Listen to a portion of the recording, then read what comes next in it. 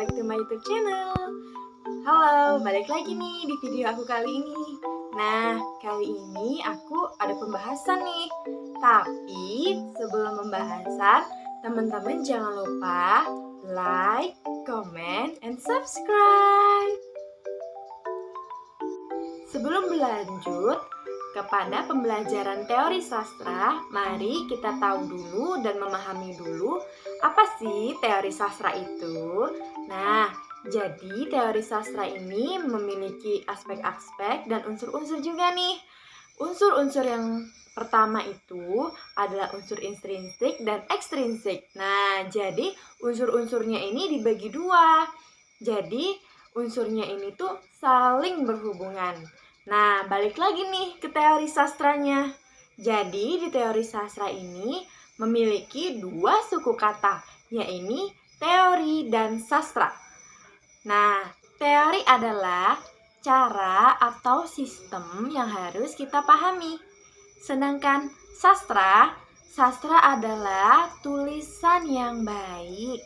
Nah, jadi teman-teman di dalam sastra ini sudah pasti ya, semua pembelajarannya itu tentang nilai-nilai yang baik. Nah, teman-teman, jadi dalam teori sastra ini ada mencakup 3 aspek. Yang pertama ada sejarah sastra, yang kedua ada teori sastra, yang ketiga ada kritik sastra. Nah, jadi yang pertama itu adalah sejarah sastra. Sejarah itu ya sudah pasti tahu ya kan, namanya juga sejarah berarti tentang sejarah atau tentang waktu. Teori sastranya itu sendiri. Teori sastra adalah menganalisis sastra. Sedangkan kritik sastra, kritik artinya kita itu memahami atau mengkritik suatu sastra yang sedang kita teliti, yang sedang kita lihat ya teman-teman. Jadi teman-teman kalau mau lebih paham lagi apa itu teori sastra, teman-teman tadi harus paham 3 aspek tadi. Karena 3 aspek tadi itu saling berhubungan. Kalau teman-teman mau memahami apa itu teori sastra, nah teman-teman harus memahami nih 3 teori yang tadi. Karena 3 yang tadi itu tuh saling berhubungan. Contohnya begini, kalau misalnya teman-teman mau mengkritik suatu sastra, kita tuh harus tahu dulu apa itu sejarahnya, apa itu teorinya, baru kita bisa mengkritik sastra. Nah, sebelum masuk ke teori sastra, intinya itu apa-apa aja sih? Jadi, inti-intinya itu yang pertama, pendekatan sang penulis. Sang pengarang sih bisa dibilang, biasa disebut struktural genetik.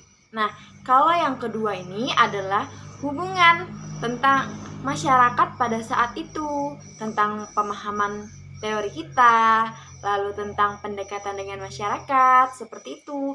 Kalau yang keempat ini, nah kita tuh harus bisa sebagai kaum milenial sekarang ini, kita juga bisa menciptakan inovasi-inovasi baru tentang teori sastra ini.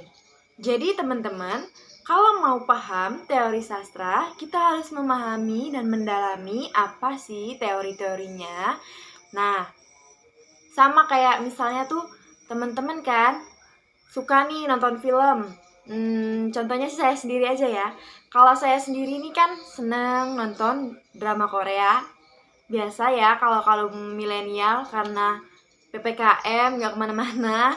Jadi kan di rumah aja timbang suntuk nonton. Nah, nonton ini pasti teman-teman memahami juga kan? Filmnya kayak apa, genrenya kayak apa, pemainnya kayak apa, pasti teman-teman tahu. Nah, awal mula filmnya kayak apa, sejarahnya kayak mana, kok bisa jadi seperti ini, seperti ini, seperti ini. Nah, pasti teman-teman tahu karena teman-teman sudah memahami, sudah melihat. Nah, jadi sudah paham bagaimana bisa terbentuknya suatu film tersebut. Sama seperti sastra juga seperti itu. Nah, yang terakhir itu ada pengamat. Nah, sebagai kaum milenial, kita harus menjadi pengamat sastra yang baik. Nah, kalau sekarang mungkin ya sudah berkurang sih orang pemahaman tentang sastranya itu kurang. Nah, sebagai kaum milenial yang sekarang, nah ayo nih sama-sama nih kita mengajak supaya kita bisa memahami lebih dalam lagi apa sih itu teori sastra.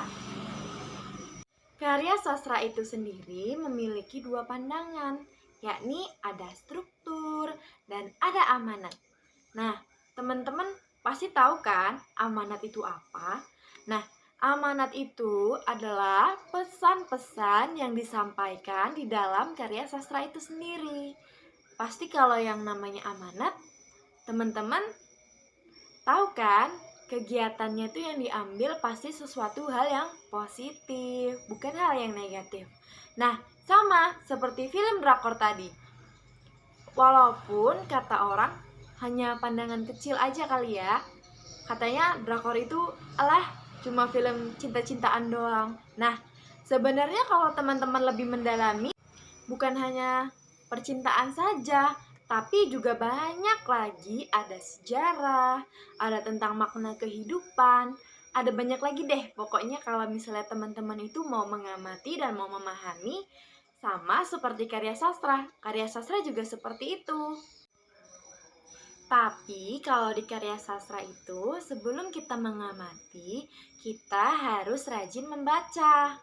Nah, membaca itu adalah jabatan ilmu. Jadi teman-teman nih harus rajin membaca agar kita tidak buta. Buta ilmu maksudnya. Jadi kita tuh kalau ditanyain orang, ini apa? Kita tahu kalau jawabannya itu apa. Nah, teorinya itu apa? Sejarahnya apa? Jadi kita tidak bingung ya, teman-teman. Jadi, kalau kita rajin membaca, di dalamnya itu kita mendapatkan informasi, mendapatkan amanat, mendapatkan banyaklah ilmu yang kita gunakan untuk memahami dan mencintai teori sastra ini nih, teman-teman.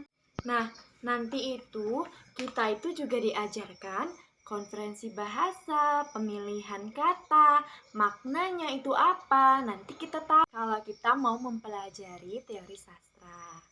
Nah, jadi hanya itu mungkin sekilas yang bisa saya beritahu karena saya pun juga masih belajar. Kita sama-sama belajar untuk mengetahui lebih tahu dan lebih jelas lagi tentang teori sastra ini, teman-teman. Nah, mungkin